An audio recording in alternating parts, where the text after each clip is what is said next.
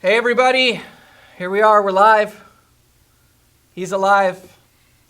I got my my co-host back, I guess. All right. Yeah, let's go. Let's go with that. Is that what the deal is? Yeah. Yep. So you're back amongst us? Amongst the gang. All Yep. right, Yep. cool. I like your shirt, by the way. Your wife bought it for me. Well, that's probably why I like it then.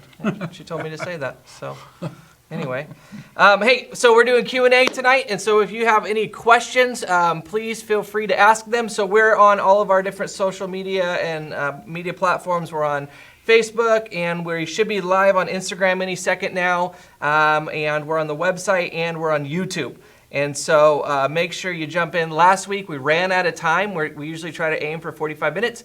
And so start asking away your questions. The sooner you ask them, the more likely that it is that we get to your question. So feel free to ask those, and we'll get straight to it. So Doyle, before we start addressing our questions here, because live stream is like a couple seconds behind, how you holding up? I'm good. Yeah? I'm good. I need a haircut.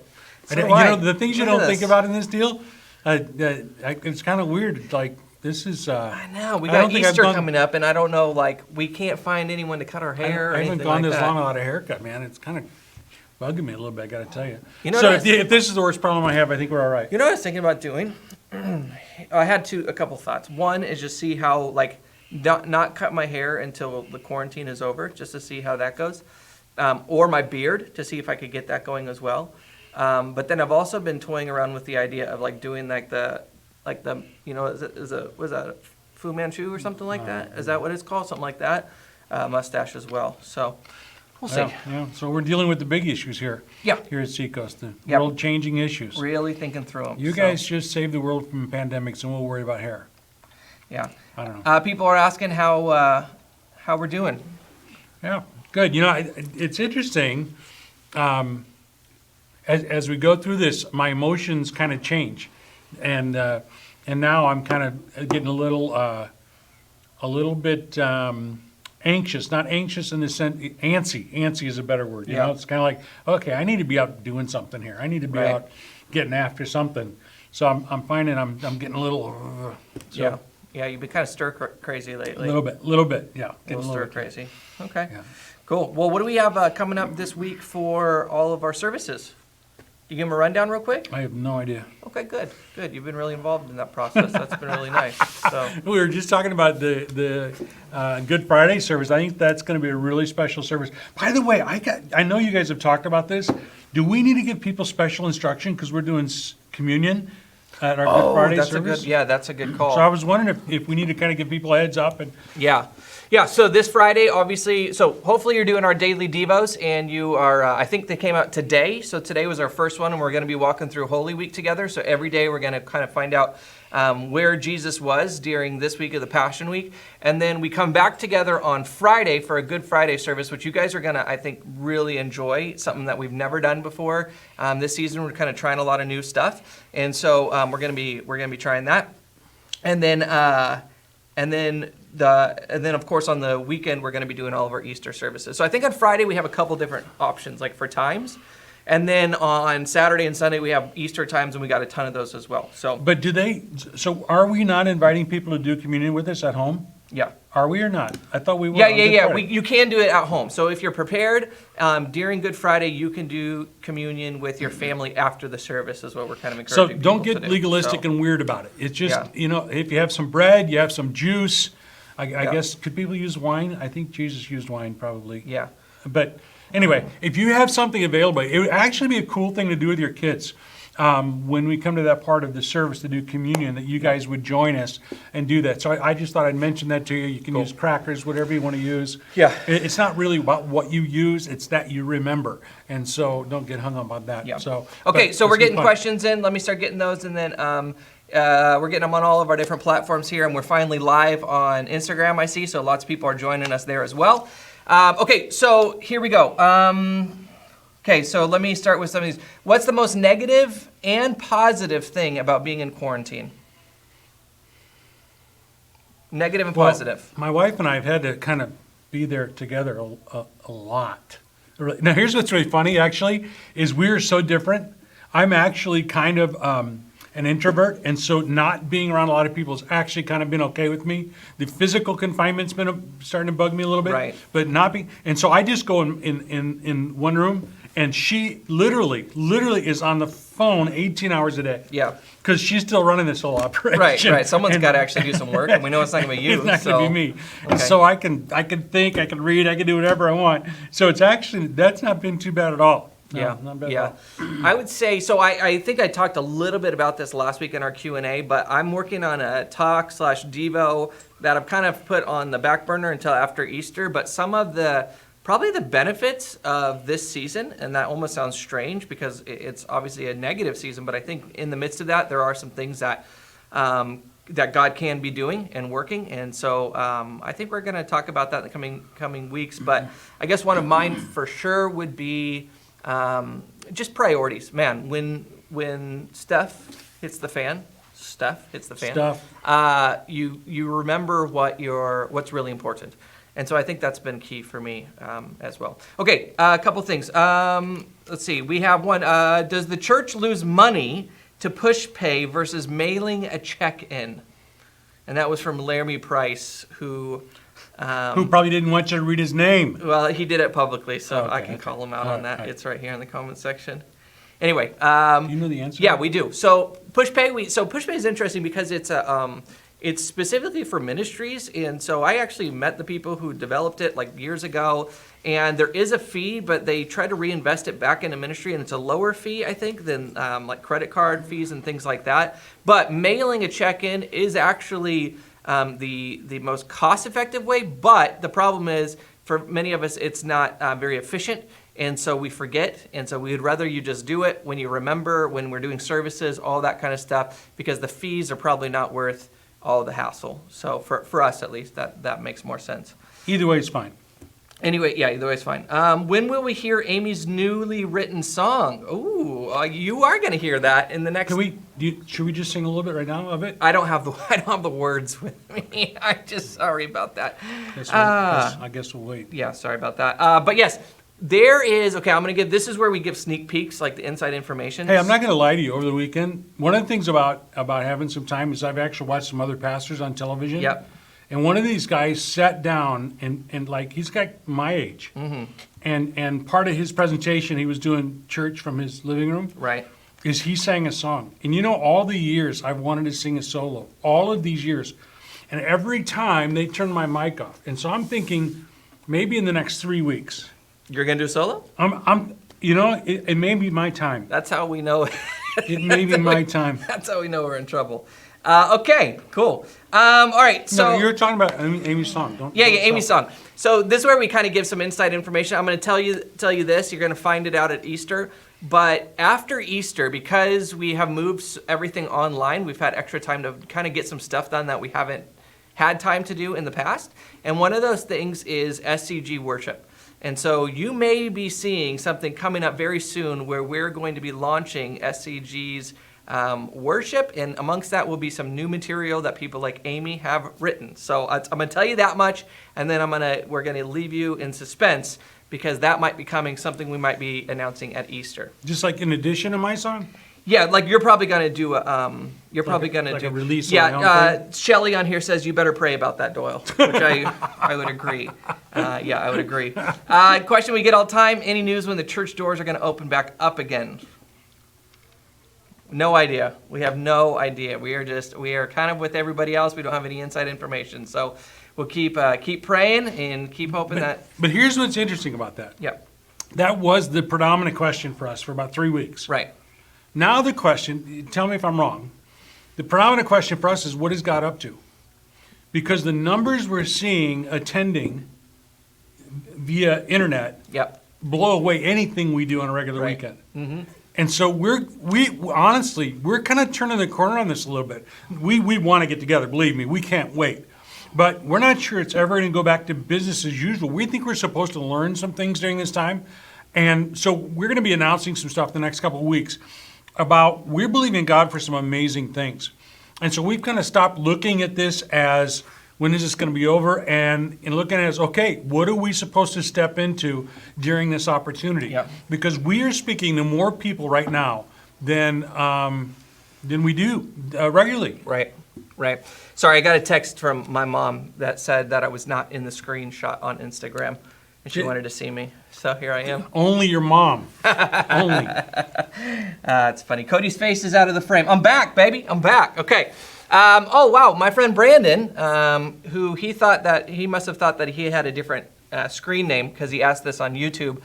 He didn't think I would know, is how much weight have I gained so far on this quarantine? A lot. Which is rude. He's gained a lot. Which is rude. I've not gained any. Yeah, so, but we're still at the beginning stages of this, I think. So you have a chance to catch up. Although maybe I'm just catching up to you now that I think about it. Actually, you've had years to. I think you may be past me right now, big don't fella. Don't kid yourself. Big fella. Don't kid, your eyesight's going along with your age. Anyway. What's that? What? Okay, so another question we have is, do you need volunteers to help with passing out the baskets? Who should I contact? And so, if you don't know, this is another inside tip, is we have been working with a ton of companies, specifically companies that have a lot of overstock because they're not able to open their doors right now. And so they've said, Seacoast, will you partner with us in helping give some of these supplies to people who are in need? And some of those might be Easter baskets.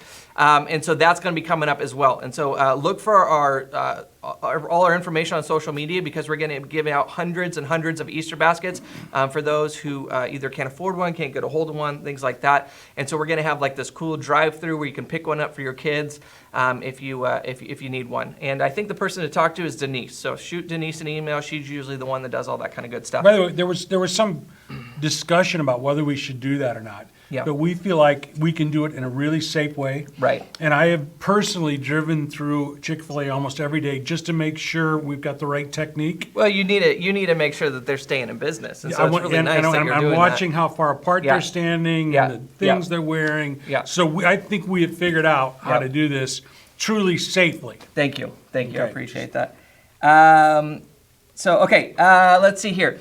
This one says, is this what a revival looks like? Maybe.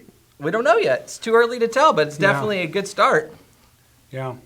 Well, revivals come out of some deep awareness that our standing operating procedure isn't cutting it. Right. That somehow we've been ignorant of something spiritually and there's something missing. And certainly it would be our prayer that a revival would come out of this. And I would think that in God's economy, whatever happens to our economy, and it would be worth it if a revival happened. And that's really what we're praying for. We don't know if it's happening or not. We're talking to a camera. We don't know. Right. But we are seeing numbers of people tune in, and we're hearing little stories here and there about opportunities to share. And so, let's believe for that. I'm believing for that. Definitely. Another question was, someone was asking about the prison documentaries and shows that I watch. Yeah, I do, and it's fantastic. Reminds me why I need Jesus. Okay, also... hey, by the way, I just saw one called Sports Religion or something like that. Do you remember your friend, the chaplain? Yeah, he was on it. He started a baseball league at San Quentin or somewhere up there. Yeah, he was telling us about that when he was here. Yeah, well, I just saw a thing on ESPN about him. It was showing him and about guys' lives changing. Great testimony. That's a cool dude. Check it out if you get a chance. Yeah, he's a good guy. Do you have any suggestions for books to read besides the Bible right now? What's like your top 3 books? So, is it James K. Bryant? What's his name? We just read this. Oh, yeah. He's got 3 books, and it's called, and they're a little heavier. So if you're a little more theological, anything Tim Keller is going to be great. Tim Keller's good stuff. The Good and Beautiful Life, The Good and Beautiful Community, and what's the third one? The Good and Beautiful God. Anyway, those are books if you really want to go deep, go with some Dallas Willard stuff, maybe. William Lane Craig. Yeah. Philosophy, apologetics, or I don't know. Who else? More devotional kind of stuff. Seacoast Grace devotionals. Seacoast Grace, those are good. Okay. Yeah, I like to go back and read old stuff like Wiersbe and some of those guys. I think those are pretty interesting stuff. Yep. This one says, I saw Cody having Doyle bench press 225 pounds. Are you trying to take his job? This must have been a long time ago. I don't know. Yeah. This must have been a long Did I use time both ago. arms or just one? Okay. All right, here we go. Okay, let's see. Have you considered adding the prayer phone number or push pay number at the bottom of the media screens? So we try to put it in the comments and we put it at the bottom of the website and all that kind of stuff. But we are kind of playing with different formats and things like that. So yes, that is a great suggestion. And if you didn't know, we have like 24/7 prayer available, either phone call, text message, email, and we have tons of prayers coming in through those lines. And so if you just, you need prayer, or here's what's been kind of interesting, is people have just called who are in quarantine, either because they're by themselves or they have young kids, and they just call and they're like, I just need someone to talk to. I need to hear another adult and just have a conversation. My kids are driving me crazy. And so if you need that, call as well. So, okay, this one, our Rooted group talked about doing an Easter service project. What can we do? Definitely talk to Denise. We have projects coming up. The difficult thing is it's hard to serve and find serve projects when you have to be distant from everybody. And so that's been something that we've kind of found a little bit challenging. But we have some stuff in the works. And like I said, we're partnering with some different big businesses that have donated just tons and tons of stuff to us. And so now we're trying to figure out how we get that in the hands of the people that need it. And we're trying to do that in a safe way and make sure we do that right. So we'll keep you posted on that. But lots of stuff that's happening within our church community. So we're, yeah. Okay. Any suggestions on what our Rooted groups should do that are continuing to meet? So yes, so we're going to provide new curriculum for all the Rooted groups because you guys are finishing up the curriculum. So we're going to give you some next steps to work on. But also, just to check in and have a once a week Zoom meeting is super valuable. You know, it's been funny, and I'm not saying to do this. I'm just saying I've seen people do this, is they've all randomly come to our parking lot and from a distance had like a little group meeting from their cars, which was kind of funny. So I'm not saying to do that. I'm not saying come to our campus. I'm not saying come, but it's just been kind of funny Really? that I'm not saying to do that. They just have, I've just seen they've figured out creative ways to say hi to people with keeping social distancing and everything. So It's been interesting. In our house, we got a little chair on our front porch, and it's almost like people drop gifts off on the chair regularly. Unfortunately, I ate one of them today, and they weren't for me, but oops. Yeah. Okay, another question. My daughter asked last night, do we know how many years since Adam until us? I don't know how to answer. Any thoughts or insights? That's a good question. Okay, next question. About 5,000 years, isn't it? Yeah. About 5,000? Yeah, no, it's not. Okay, so it You're depends. going to do the new earth? No, it depends on, so there's lots of, so this is like a hotly debated subject, is a couple hundred years ago, there was this guy named, I think his name was Bishop actually, and he came up with what he believed to be like the, not the chronology, but the time between Adam and us based on the generations listed in Genesis. And the problem with that is one, it doesn't match with science very well. The other is that that's not how they did genealogies necessarily. So they could skip huge spans of time.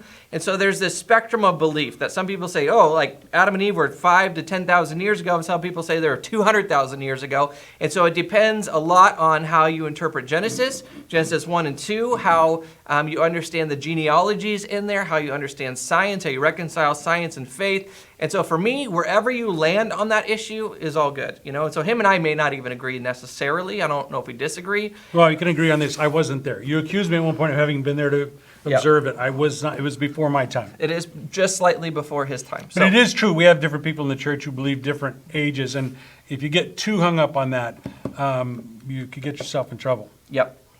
Okay, next question, or just comment that people have been getting phone calls from the church, and they're really encouraged by that. And so we have a team of, I think, last I counted was around 50 people, because we have about 7,000 families that have visited here in the last year and a half or so. And so that's a lot of families Probably to check in on. almost that many that call this their church home. They're just not. Yeah. That like it would attend here. And so we've been calling every single one of them, and hopefully you've gotten a call from us. And we just want to check in, tell you that we love you, we care for you, we're praying for you, and if there's anything we can do, we would love to help and be a part of that. Can I tell you a story about this from another church? Okay. I just heard this today. This would never happen at our church. It was a senior that we were talking to, a senior citizen. And they said that their church called them, and they call them regularly to check on them. The problem is every time they call, they talk for an hour. And a whole hour. And I wanted to say to this senior, do you have something else going on? Do you Right. need to be somewhere? And so we're going to call them back and go, but maybe they need to be talked to. Maybe they're Right. feeling lonely. They're not just checking Right. on you. You ever think, maybe? So if somebody calls and checks on you, be nice to them. They're being nice to you. Yep. Okay, just a couple more comments. People saying that they really see that God's at work during this season and using the online services to reach people who normally wouldn't go to church. And that is like one of our biggest learnings and biggest takeaways here is we really do believe that God is using this in order to reach people who normally wouldn't come to church, right? And so we're putting like tons of time and energy into making our worship services great online, and we hope that they are and that they're coming across that way. And we're still experimenting a lot. We're still learning a lot and how this is all fresh and new for us. But the sole reason is because we want you to feel comfortable sharing it with other people, and maybe it's on social media, maybe it's sending them a link to the website or something like that, and that they can check it out and they can say, wow, church isn't that weird, or these people seem somewhat normal, or they really are engaged with it and they start watching online, and that might be a first step for them to then, when we're back, come to our campus and be a part of our community. So as a part of that, this Easter celebration, we are actually going to be trying our best to help maybe some of your family and friends who have never come to believe in Jesus personally. Right. They might be a Christian culturally. They might kind of lean that direction or not have any leaning at all.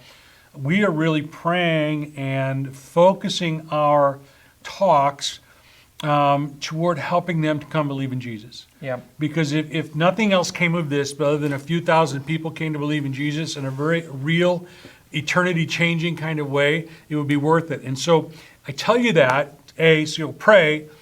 B, think about who you might just send a little Evite to. Just say, hey, my church is doing Easter, and you've never been to an Easter, and this is easy. You just turn it on while you're in bed, and you don't have to get out of bed. or get you're eating dressed, breakfast and you can have it on the TV or what. You got time. You've watched everything on Netflix already anyway. Right. You've seen all the programs. How about something fresh, something new? Check out church, see what it's about. I've been bugging you for a long time. This is the easiest way for you to check it out. Like what a great opportunity that is. Beautiful. For sure.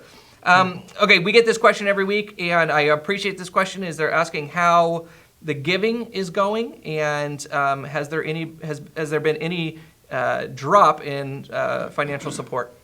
Well, I got to tell you, I am so proud of Seacoast and thankful to God. We are strong. We're strong. And I know there are people who can't right now. You've lost your job, but there are some other people, I think, who are just saying, you know what, I'm good right now. I'm going to step up. I'm going to cover the gap on this deal. And so far, we're solid. We are solid. It's not like we got tons of money. It's not more than usual, Right. but it's not less than. We're not having to make cuts of personnel or any of the things that we were afraid of so far. Yeah. And so you guys are just killing it. You guys are being so faithful. I could sleep at night because of that. And and you guys, I believe God will bless you. And if right now you're not able to give, it's okay. Pray for us and pray for the mission, because the mission of the church goes forward, even though the doors are not But here's open. here's the other thing, and I talked about this when I did the Rooted talk, and I do believe this is true. Is there's this tendency in us that even though like maybe we still have our job, we still have our same income, all this, but we're Right. afraid of what is Right. going to come, and so we Right. pull Right. back. Right. No, And that right. was Amy and I's discussion that we had when this kind of first started happening. Was I told you guys. And I don't say this to brag, I would have never said it unless we were in this situation, but Amy and I this year dedicated to give 20% of our income to the church, which is bigger than we've ever done, and it was a huge kind of leap of faith for us. And then of course, this is the year that we have had the most unexpected circumstances. We never would have thought that this was going to happen. And so our initial reaction was, do we pull back? We dedicated, we're still going to do our tithe and all that kind of, but maybe we should prepare for what could be coming up. And we said, no, we said we were going to do this, and it wasn't dependent upon our circumstances. And as long as God provides us with a job, we're going to just continue to be faithful as He's faithful to us. And so I do want to encourage you guys. You guys are doing great. Your giving is doing awesome, and we're so appreciative. For those of you who are like, just maybe I should pull back and prepare for a rainy day. that's smart to prepare, but always be generous with God so that he can be generous with you. And so there is that other part, which is we have seen a huge pullback on the construction project. Right. And so someone is asking if construction's still going on, and we're still we just finished demo, and we're still doing wrapping up all the plans and everything, but we have seen a huge pullback on that. Is on the Pass Forward project. Right. Is people are still tithing, but they're not giving above and beyond, which I get. Like, I totally understand if you've lost your job or something like that. But for the rest of us, we got to continue to move forward in faith. And you guys know, I'm not like trying to sell you. I'm not a televangelist here, although I think Doyle's found his calling. He's finally a televangelist. There's a Sam Childers story there. I'll tell you. Yeah, we'll tell anyway. Hey, but I want to comment because I think that's really important because so when the recession that happened back in 08, 09, a lot of churches just really got hurt, and we were fortunate enough to kind of be forewarned that it was coming, and so we took budget cuts and so on, but we never executed one of them until the income dropped. In other words, I don't want to make the cuts before God stops providing. And we never lost an individual, we never lost an employee during that time. And you're right, it's a little like saying, okay, I'm still on my job, I still have my income, God's still providing, but I'm going to start cutting back just because he's not going to. It's almost like reverse faith. It's almost like saying, I'm going to cut back in advance of God not providing. Right. Whoa, that's a little scary. Right. So my theory is let's keep going strong until it's obvious God's going to have to help us and we may have to cut back a little bit. But I think that's a great point. Don't back off. If you lose your job and you just can't, we understand. It's actually a time for you to lean in, because like, man, it's getting kind of sketchy out there, and I'm seeing cuts at my company, and I don't know it. And that's the time to lean into it. That's not the time to pull back. And so, like I said, I'm not just telling you guys this. I'm trying to practice this. Is okay. Amy and I said we're doing this, so we're going to lean into it, and it's terrifying, and we don't know what's going to happen, and what's the future look like. And nope, this is what we said we're going to do, and so we're going to do it. Lots of people are wondering if when we get back together, all of us, if we should all be wearing matching flannels or not. I thought you were going to say matching masks. Yeah, which they're not matching, but they are both very good-looking flannels, so thank you for that.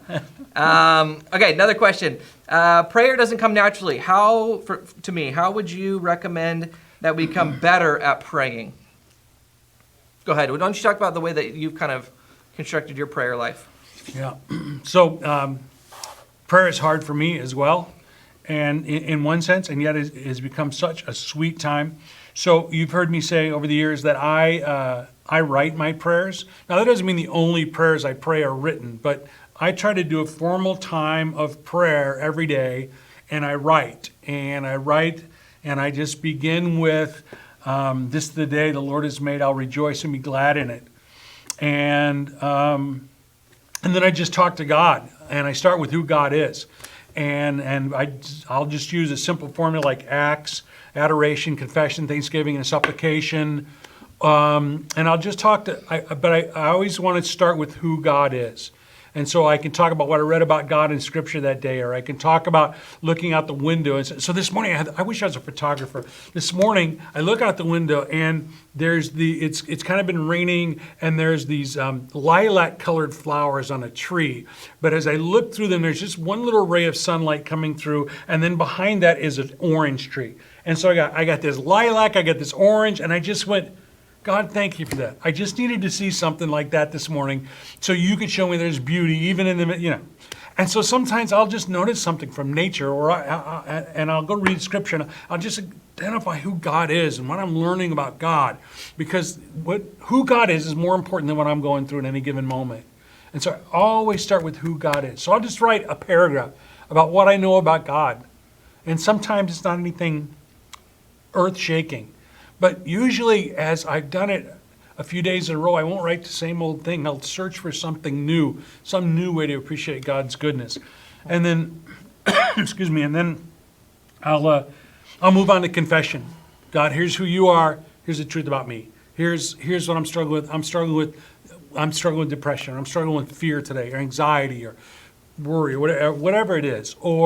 And then Thanksgiving. And then I just thank God for what He's done for me and who He is to me, for the gifts He's given me, starting with my salvation, and then my wife and one of my kids. It works even on camera. Every Let's just be honest. time, It works man, on camera. every time. And it then- wasn't as funny when you would tell me that when I was a child, though. It really damaged Oh, me. you're so I wounded. You're feel so like. scarred. I can tell you're fragile. So anyway, so adoration, confession, truth about me, Thanksgiving. And I just articulate about my kids what I'm thankful for, and about this congregation what I'm thankful. Not just thanks for this congregation, but Lord, thanks for people who are consistently giving in the midst of a crisis, et cetera, et cetera. And then supplication is just asking God for things. Just, God, here's what I need your help on. And so for me, I actually follow a formula that's fairly close to that every day. And I can write as little as 6 paragraphs, or I can write pages some days. And if I'll set aside the time and know that it's the most important investment I'll make in my schedule that day, it actually begins to take on some pretty powerful meaning for me. Yeah. One of the questions that we've been asked is, how does being a Christian change our perspective during this season? And so maybe I'll give my answer, and then you give your answer and see what you think. Okay, I have a few. I have a theological answer and I have a practical answer. I'll go with my practical first.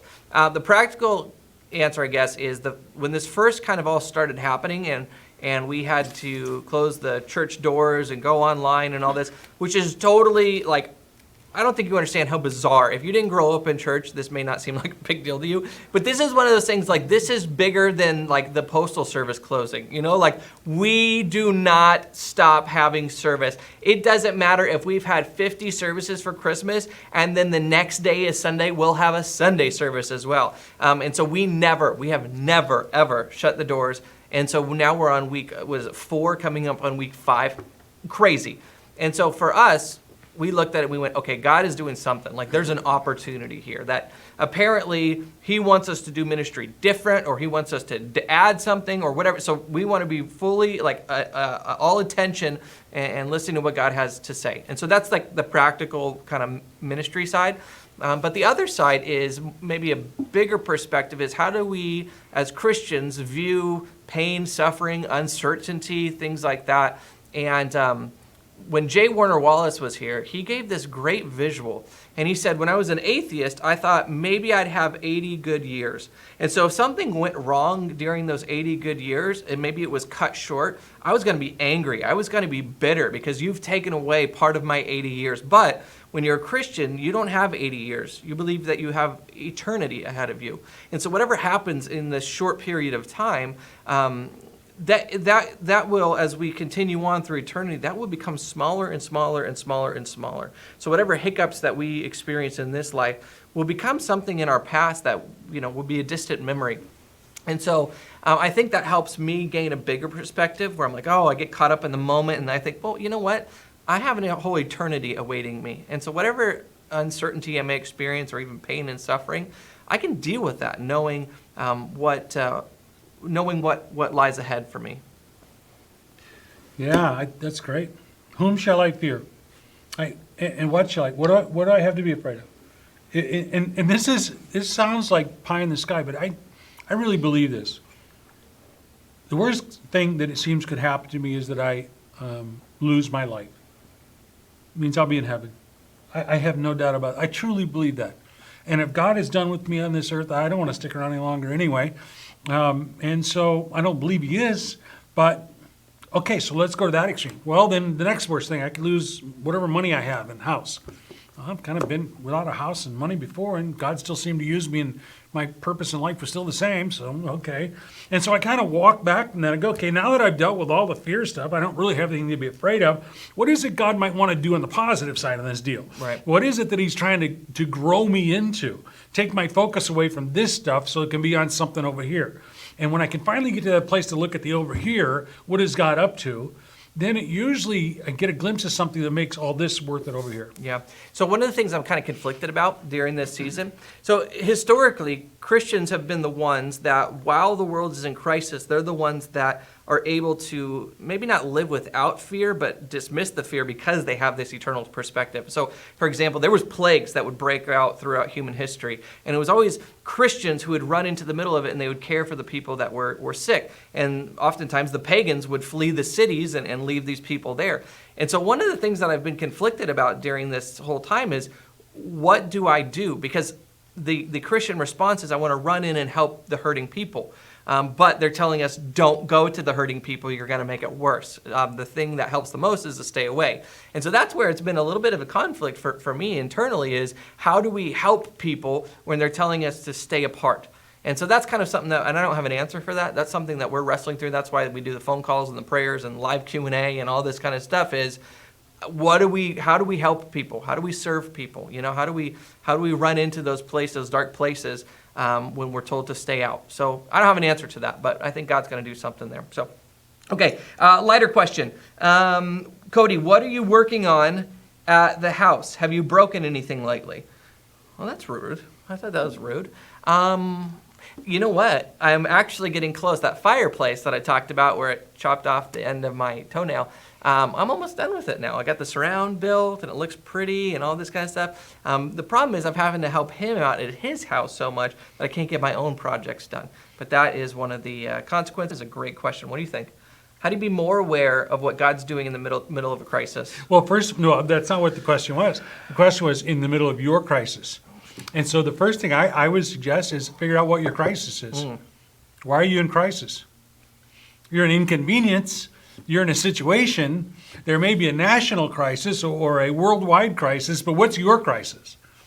Because the story, was it Matt that taught the parable on it, about the story of Jesus and the guys in the boat, and they're all freaked out, and Jesus said, "Oh, ye of little faith." Yep. If we're living in crisis, then we're not living in faith. So my question is why are you in crisis? By the way, don't think I'm looking down my nose at you. I'm above that. Well, this is us, right? This is us. But if I find myself day after day living just getting more and more tense, I'm not in faith. I'm in crisis. Stop living in crisis. Does he have this or doesn't he? So one of the things that you would do for me, because I'm a worrier, I think part of that is natural, my natural disposition that I have to kind of wrestle with. And you would give me some diagnostic questions. So if like I'm freaking out and I'm worried and I'm in crisis, you would ask me a series of diagnostic questions. So what would some of those questions be? I have no idea. I'm exhausted. Okay. I'm exhausted from just raising you. Okay.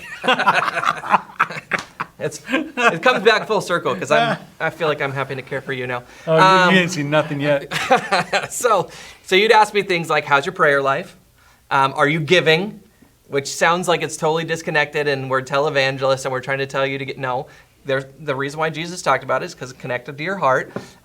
You would ask me, how's your quiet time? How's your relationship with your wife? And so you would ask me all the fundamentals. How are you doing all the basics of faith? Once you've addressed those, then we can address what the crisis is. So we all want to rush to, we got to fix this crisis right now. Oh my goodness, my job, I don't know. And it's like, well, we could talk about all that kind of stuff, but unless you fix the fundamentals, unless you're on track with all those things, addressing the crisis is just going to be a Band-Aid on this whole thing. You and I both have been to chiropractors before, and their whole thing is to try to get things back in alignment. Because the pain, the crisis, is telling you something's out of alignment. Right. And so when we're in crisis, something's out of alignment. Something's got the wrong priority to it. And so if you're afraid of your job, then maybe that's the crisis, and it's in the wrong spot in the priorities. It needs to be adjusted. So for me, I have to be honest with you, I think this whole thing, in God's eyes, is a way to readjust our priorities, to refocus what our lives are about, and to get them right. And coming out of this, if we'll take the time to do that, instead of living in crisis every day, get that thing adjusted, relieve that anxiety, so that when we come out of this, we're standing tall and we're standing strong and confident in our faith and knowing what we're about. And that all the other stuff that we did without, we now know we can do without it because we still have what matters. Good.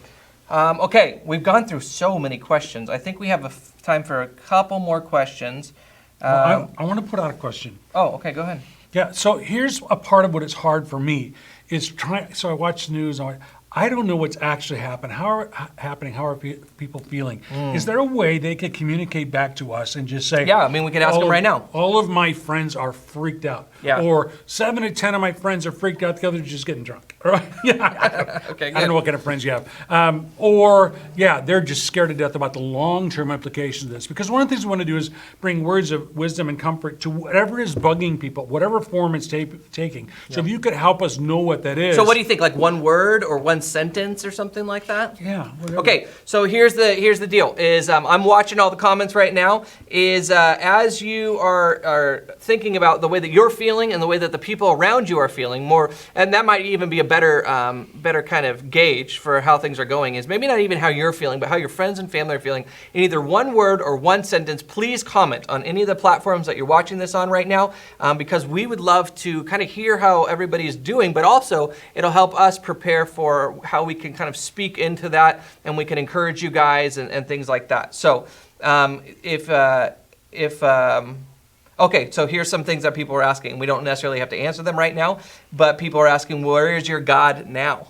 So in the midst of this crisis, there's this virus killing people. Where is your God? People are afraid of losing their money and their jobs. People are afraid for their health, for their parents and kids. Other people say that their friends are anxious. A lot of anxiety out there right now. Concerned and freaking out. And, not yet freaking out, but on alert.